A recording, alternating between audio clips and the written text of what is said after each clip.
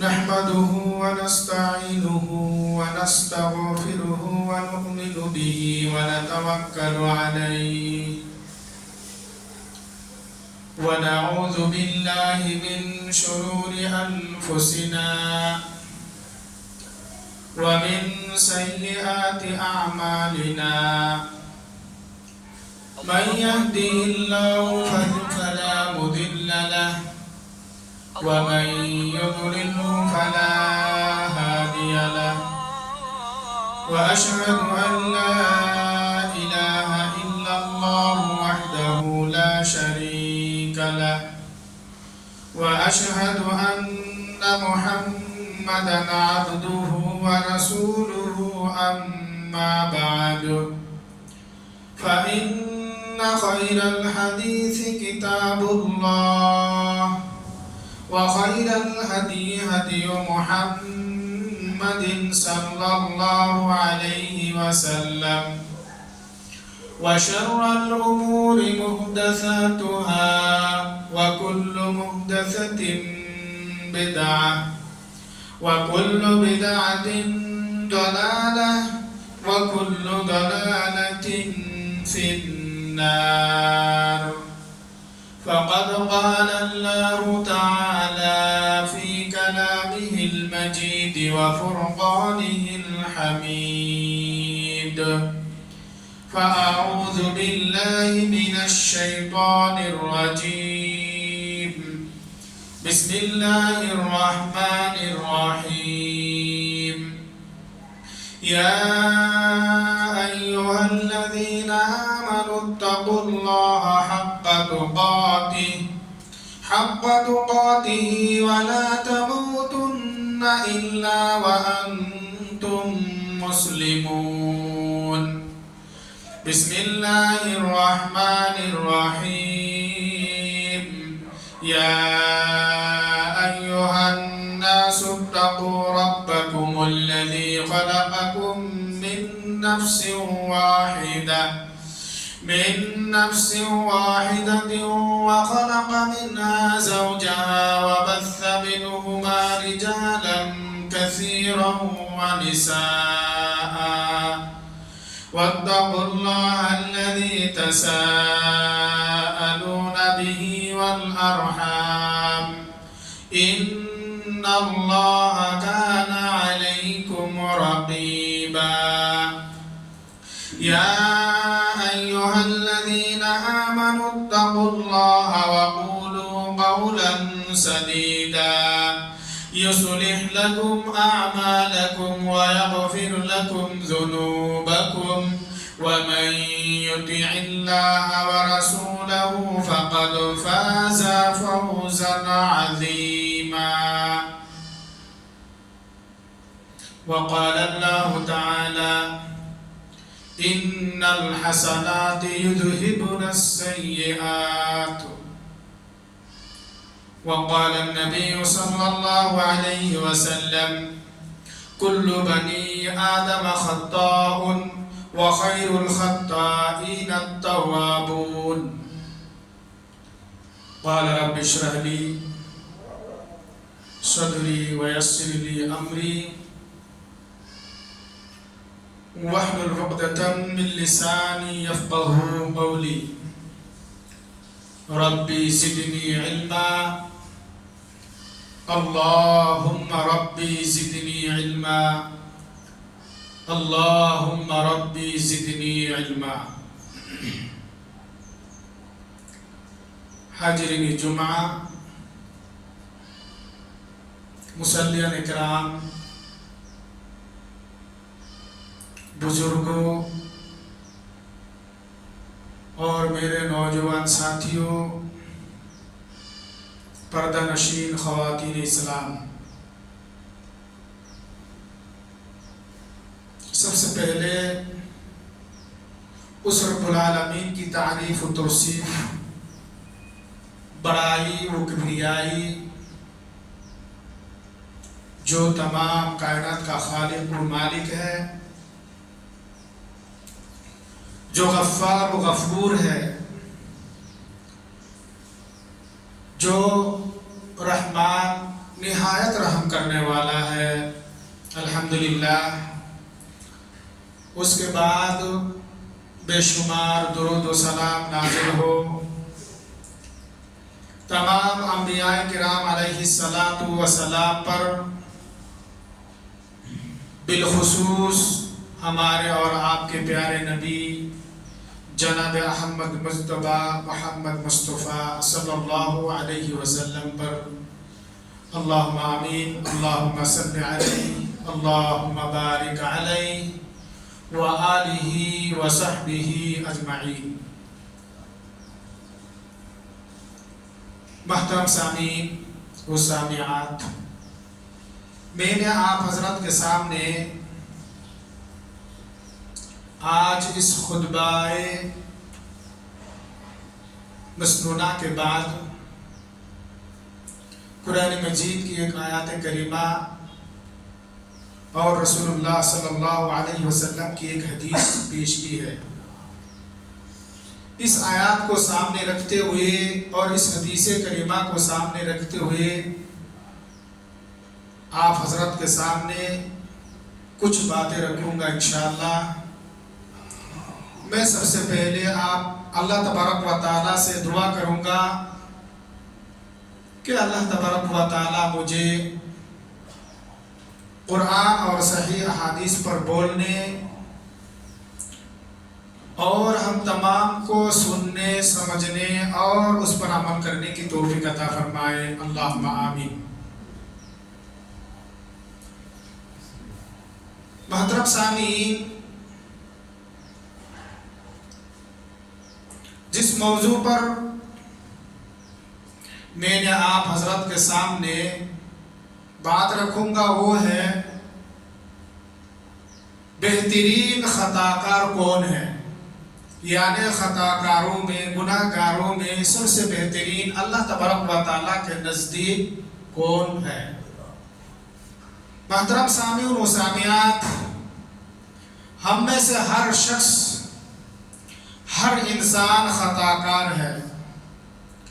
گناہ گار ہے، لیکن ان خطاکاروں میں، گناہ گاروں میں وہ شخص سب سے زیادہ بہتر ہے جو سب سے زیادہ اللہ تبارک و تعالیٰ کی طرف رجوع کرنے والا ہو،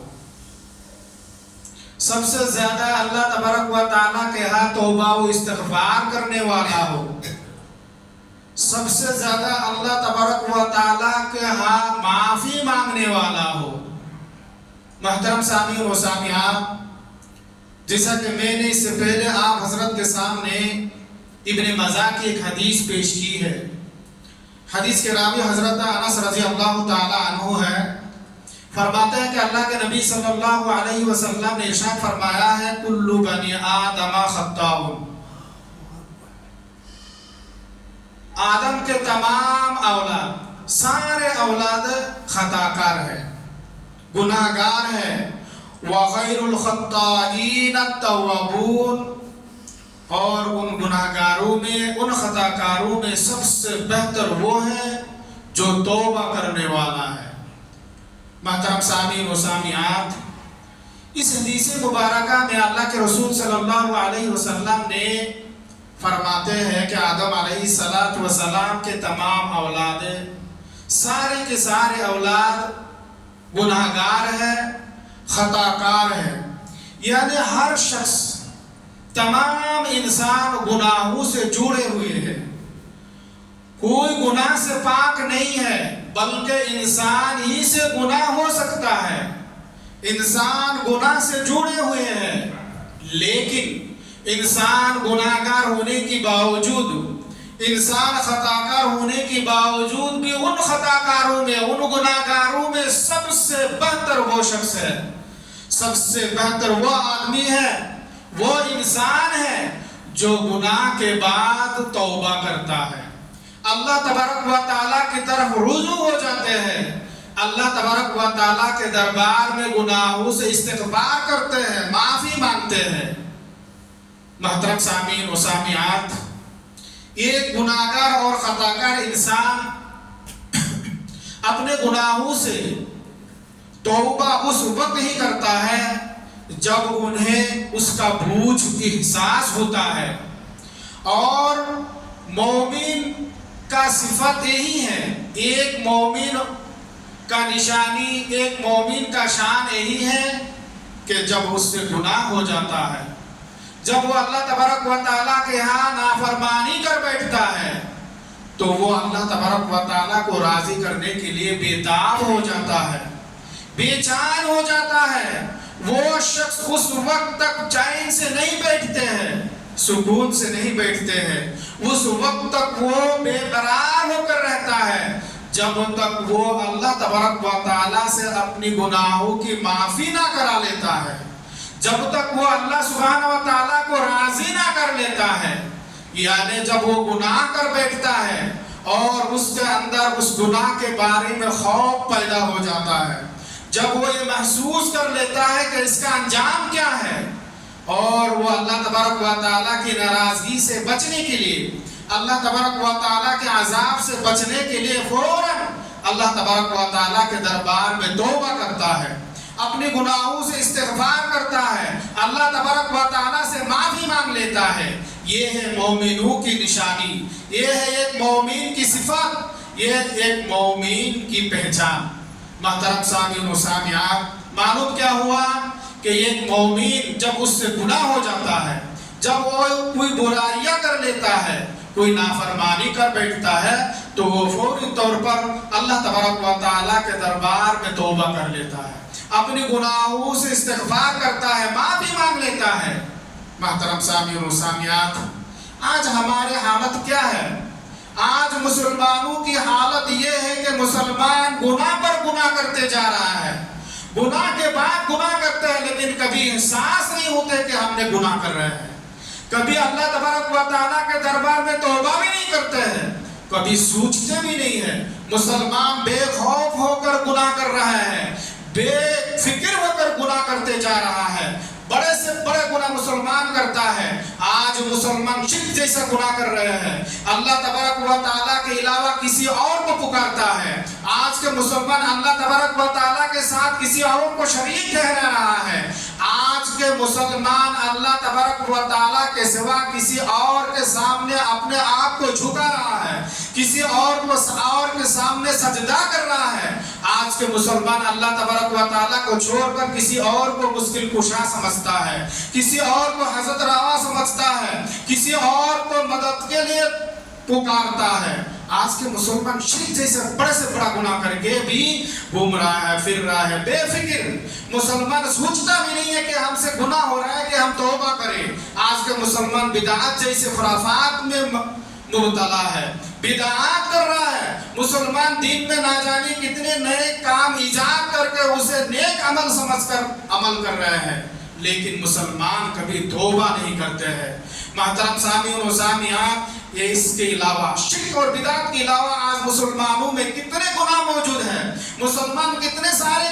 گناہ کر رہے ہیں. جیسے کہ آج کے مسلمان 5 وقت نماز دن میں فرض ہے، اللہ سبحانہ و تعالیٰ نے ہر مسلمان کے لیے فرض قرار دیا ہے. مسلمان نماز ترک کرتا ہے اور بے فکر رہتا ہے، کبھی سوچتا نہیں ہے کہ میں نے نماز ترک کر دیا تو میں کتنا بڑا گناہ کر چکا ہوں.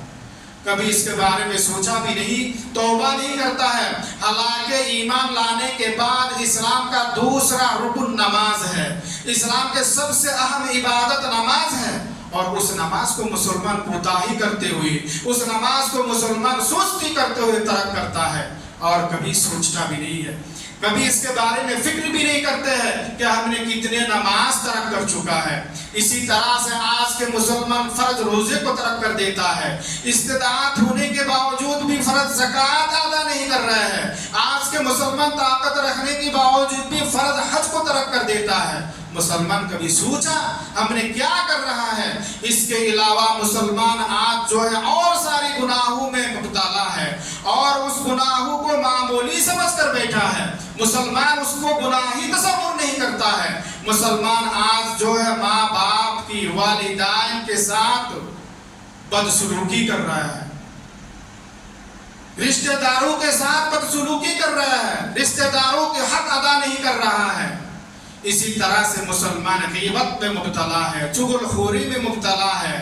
مسلمان حرام خوری میں مبتلا ہے، آج کے مسلمان سودی لین دین میں مبتلا ہے، رشوت خوری میں مبتلا ہے، جھوٹ اور فواحش میں مبتلا ہے، نہ جانے مسلمان کتنے گناہ کر رہا ہے، لیکن وہ اسے گناہ ہی نہیں سمجھتے ہیں، وہ اسے معمولی سمجھ کر، بہت ہی ہلکا سمجھ کر اس پر کام کرتے جا رہا ہے۔ حالانکہ حضرت انس رضی اللہ تعالی عنہ بیان فرماتے ہیں کہ بے شک تم ایسے عمل کرتے ہو جسے بال سے بھی باریک سمجھتے ہو، یعنی تم نے اس سے بہت ہی معمولی تصور کرتے ہو، جبکہ ہم نے اس گناہ کو رسول اللہ صلی اللہ علیہ وسلم کے عہد مبارک میں ہلاک کر دینے والے گناہ تصور کیا کرتا تھا، مہلک گناہوں میں اسے شمار کیا کرتا تھا، ہمیں انہیں بہت بڑا گناہ سمجھتا تھا۔ میرے بھائی اور دوستو، میرے ماں اور بہنوں، یہ اس زمانہ کی بات ہے جس زمانے کے بارے میں اللہ کے رسول صلی اللہ علیہ وسلم نے کہا کہ یہ سب سے بہترین زمانہ ہے، یعنی اس امت کی سب سے بہترین دور تھا صحابہ کرام کے دور۔ اس دور کی بات ہے، صحابہ کرام معمولی گناہوں کو بہت بڑا تصور کیا کرتے تھے، صحابہ کرام چھوٹے موٹا گناہ کرتے تو اسے اپنے اوپر بہت بڑا بوجھ سمجھا کیا کرتے تھے۔ رسول اللہ صلی اللہ علیہ وسلم کے بعد سب سے بہترین دور صحابہ کرام کے دور تھے۔ انس رضی اللہ تعالیٰ عنہ کہتے ہیں کہ اس زمانے میں تو لوگ بہت بڑی گناہ نہیں کرتے تھے، پھر بھی اگر کسی سے کوئی گناہ ہو جاتا تو وہ بے چین ہو جاتے تھے، وہ بہت ہی بڑا تصور کیا کرتے تھے۔ محترم سامعین و سامعات، حضرت ابن مسعود رضی اللہ تعالیٰ عنہ بیان فرماتے ہیں کہ مومن گناہ کو یوں تصور کرتا ہے، ایک مومن گناہوں کو اس طرح سمجھتا ہے کہ وہ ایک پہاڑ کے نیچے بیٹھے ہیں اور اسے اندیشہ ہے کہ وہ پہاڑ اس پر گر پڑے گا اور وہ ہلاک ہو جائے گا، جبکہ ایک کافر گناہوں کو یوں سمجھتا ہے کہ ایک مکھی اڑتے ہوئے آ کر اس کے ناک پر بیٹھ گئی اور وہ ہاتھ سے اشارہ کر دیا تو اڑ کر چلی گئی۔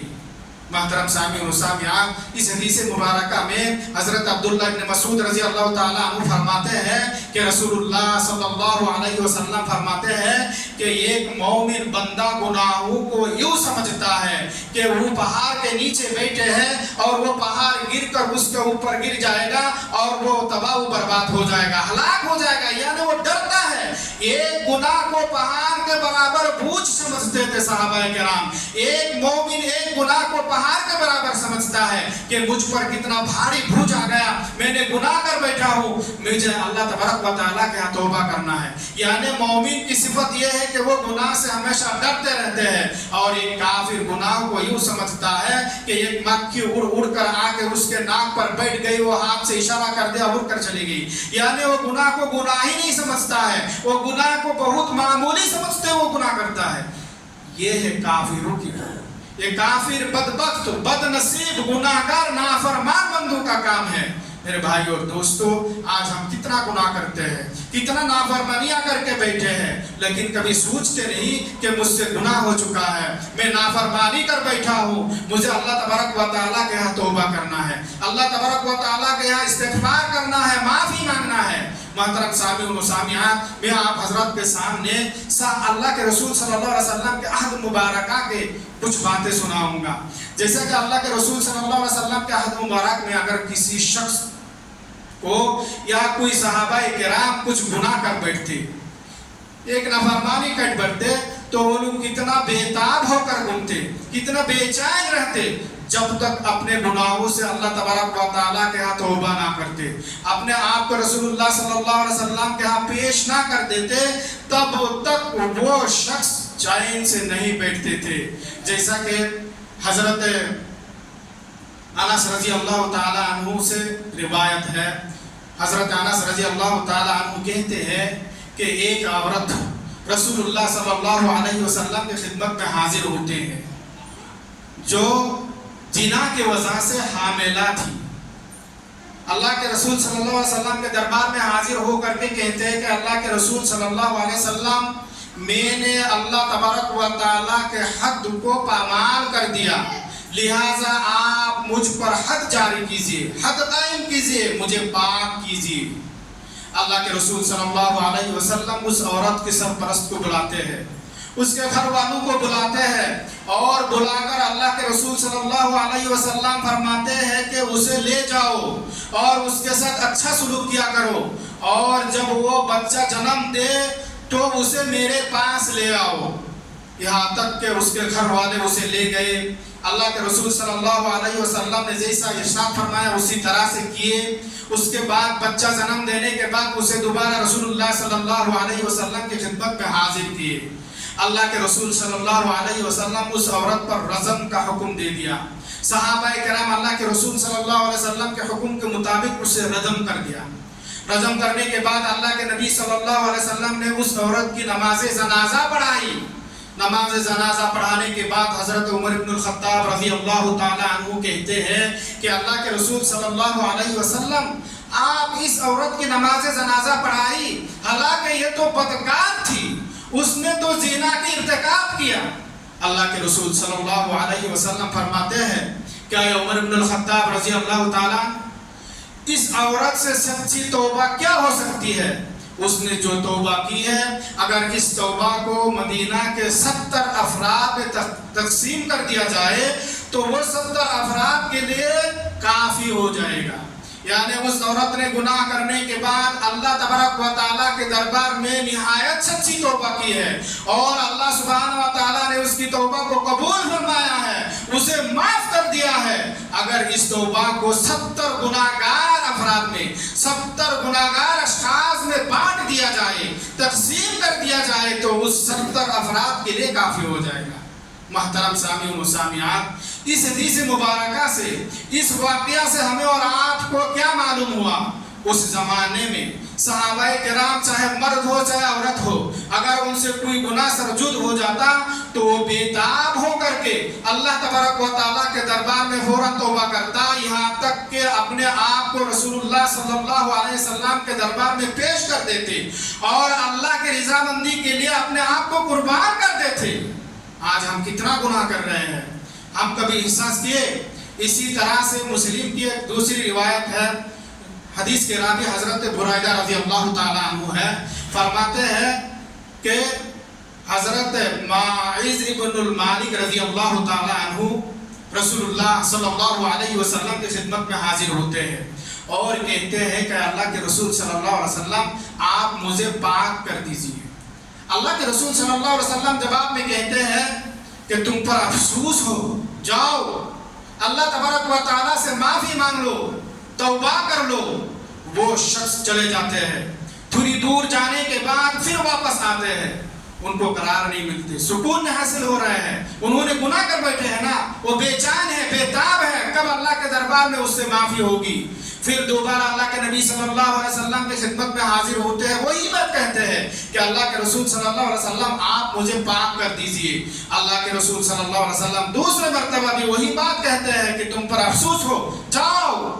تم اللہ کے دربار میں توبہ کرو، معافی مانگ لو۔ یہاں تک کہ وہ شخص چلے جاتے ہیں، تھوڑی دور جانے کے بعد پھر واپس آتے ہیں، پھر کہتے ہیں اللہ کے رسول صلی اللہ علیہ وسلم آپ مجھے پاک کر دیجئے۔ تیسری مرتبہ اللہ کے رسول صلی اللہ علیہ وسلم انہیں واپس بھیج دیتے ہیں، کہتے ہیں جاؤ اللہ کے دربار میں توبہ کرو، معافی مانگ لو۔ یہاں تک کہ وہ شخص چوتھی مرتبہ اللہ کے رسول صلی اللہ علیہ وسلم کی خدمت میں حاضر ہوتے ہیں اور کہتے ہیں کہ اللہ کے رسول صلی اللہ علیہ وسلم آپ مجھے پاک کر دیجئے۔ جب وہ شخص چوتھی مرتبہ وہی بات کہتے ہیں تو اللہ کے نبی صلی اللہ علیہ وسلم پوچھتے ہیں، سوال کرتے ہیں، کہتے ہیں کہ اے معاذ ابن المالک تمہیں میں نے کس چیز سے پاک کروں؟ وہ شخص کہتے ہیں کہ اللہ کے رسول صلی اللہ علیہ وسلم جینا سے، میں نے جینا کر لیا۔ اللہ کے رسول صلی اللہ علیہ وسلم صحابہ کرام سے پوچھتے ہیں، جو لوگ وہاں موجود تھے، کہتے ہیں کہ اس شخص کی دماغی حالت صحیح ہے کہ نہیں، ان کی دماغ صحیح ہے یا نہیں؟ صحابہ کرام کہتے ہیں کہ اللہ کے رسول صلی اللہ علیہ وسلم یہ دماغی حالت میں بالکل ٹھیک ہے، کیا بھی پریشانی نہیں ہے اللہ کے رسول صلی اللہ علیہ وسلم؟ پھر اللہ کے رسول صلی اللہ علیہ وسلم کہتے ہیں یہ تو شراب پی کے نہیں ہے نا، دیکھو تو ہو سکتا ہے شراب پی رکھی ہے۔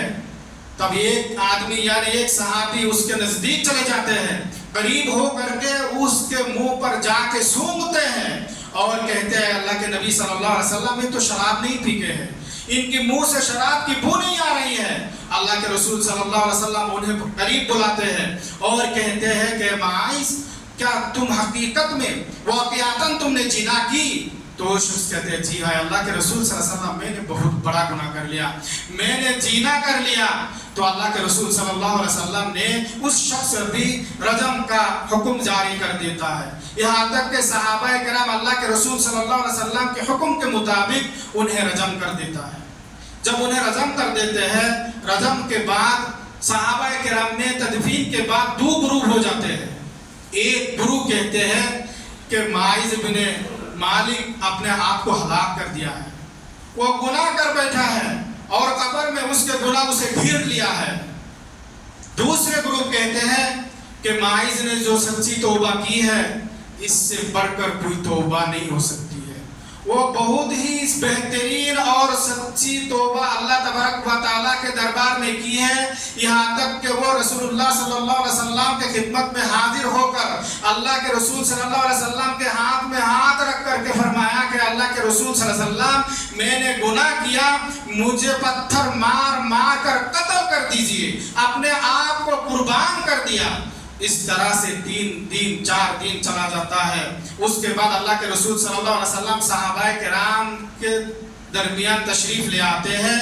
اور سلام کہنے کے بعد آپ صلی اللہ علیہ وسلم صحابہ کرام کے پاس بیٹھتے ہیں۔ بیٹھنے کے بعد صحابہ کرام سے کہتے ہیں کہ تم لوگ تمہارے بھائی معاذ بن المالک کے لیے مغفرات کی دعا کرو، یہاں تک کہ صحابہ کرام دعا کرتے ہیں کہ اللہ تعالیٰ انہیں معاف فرما دے۔ اس کے بعد اللہ کے رسول صلی اللہ علیہ وسلم فرماتے ہیں کہ تمہارے ساتھی معاذ بن المالک رضی اللہ تعالیٰ عنہ نے اتنی سچی توبہ کی ہے، اگر اس توبہ کو مدینہ کے کسی ایک گروہ میں تقسیم کر دیا جائے تو وہ پورے گروہ کے لیے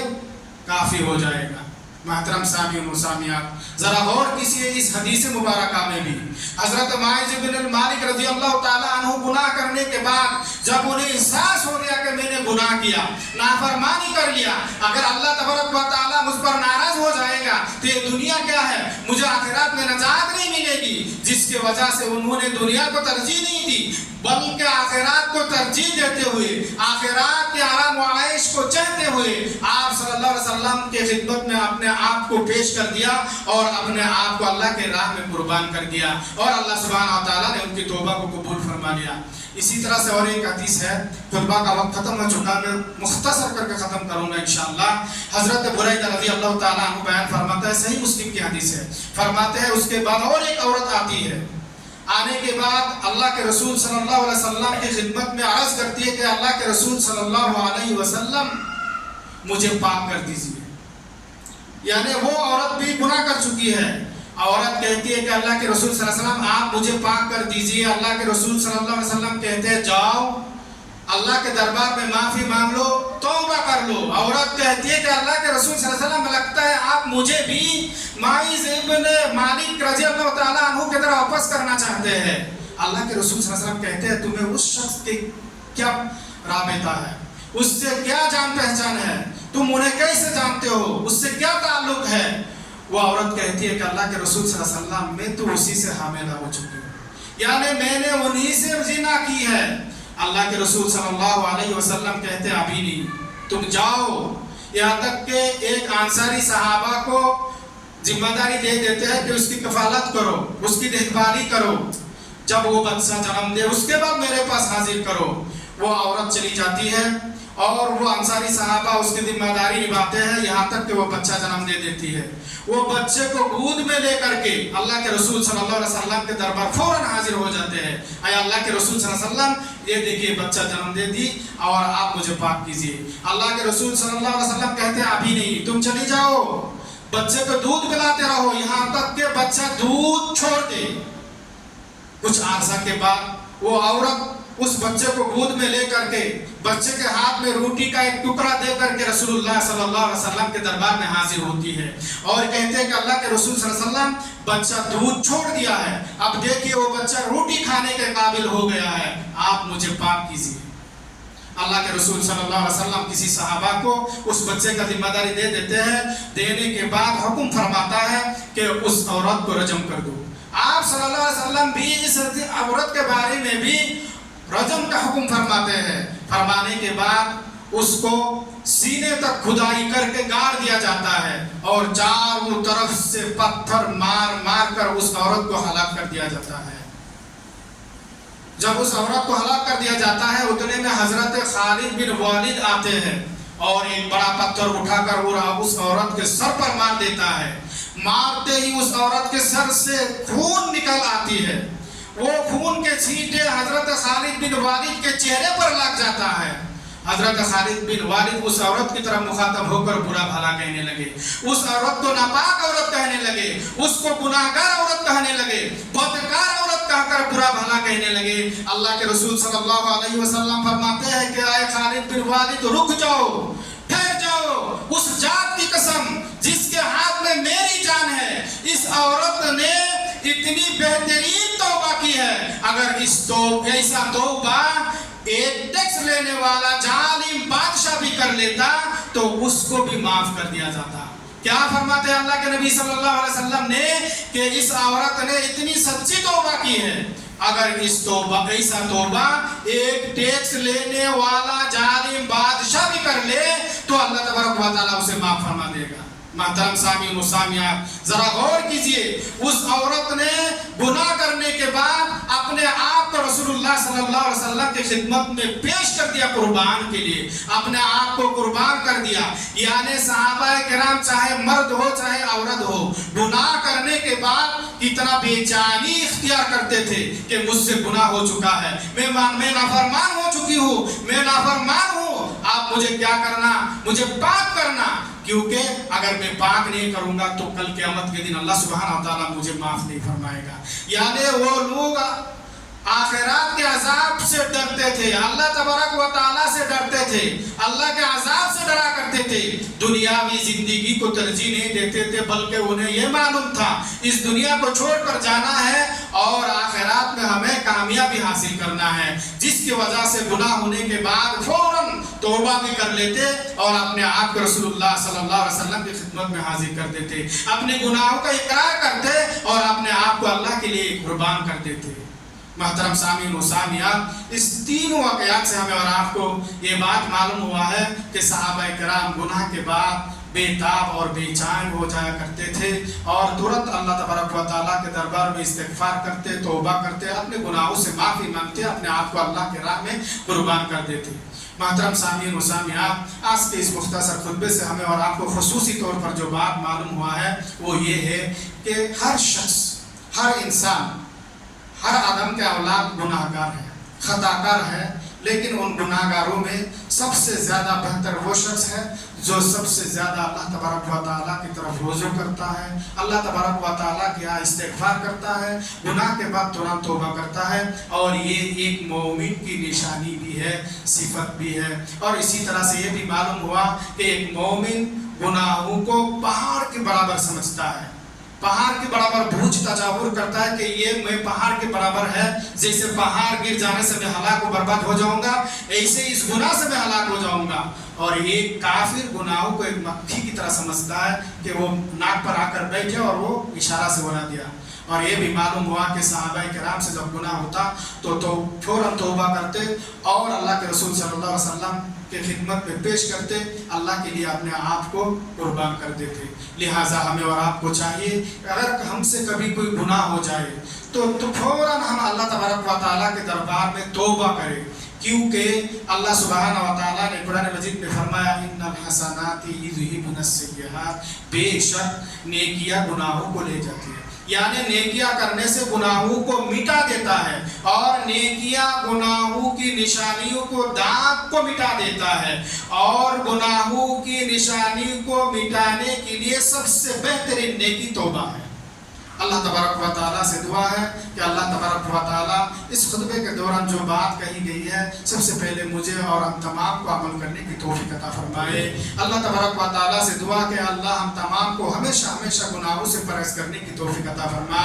अगर हमसे कोई गुनाह हो चुका है उस गुनाह से माफ़ फरमा। आए अल्लाह हम सबको ज़्यादा से ज़्यादा नेक अमल करने की तौफीक अता फरमा। अल्लाह तबारक व तआला से दुआ है कि अल्लाह हम तमाम को शैतान की वसवसे से महफूज फरमा। आए अल्लाह हम تمام کو دشمن کی دشمنی سے محفوظ فرما۔ اے اللہ ہم تمام کو ہر قسم کے بالا، ہر قسم کی مصیبت و پریشانی سے محفوظ فرما۔ ہم تمام کو ہر بیماری سے شفا کاملہ عاجلہ عطا فرما۔ اے اللہ ہم تمام کو ہدایت نصیب فرما۔ ہم تمام کو 5 وقت کی نماز پابندی کے ساتھ ادا کرنے کی توفیق عطا فرما۔ اے اللہ ہمیں نمازی بنا دے۔ اے اللہ ہم تمام کو نمازی بنا دے۔ اے اللہ ہم تمام کو ہر قسم کے گناہوں سے، خرافات سے، شرک سے، بدعات سے محفوظ فرما۔ اے اللہ ہم میں سے جو لوگ گزار چکے ہیں، قبر کی زندگی میں ہیں، ان تمام کو قبر کے عذاب سے معاف فرما۔ اللہم آمین یا رب العالمین۔ بارک اللہ لنا ولکم فی القرآن العظیم ونفعنا وإیاکم بالآیات والذکر الحکیم۔ انہ تعالی جواد کریم ملک بر رؤوف الرحیم۔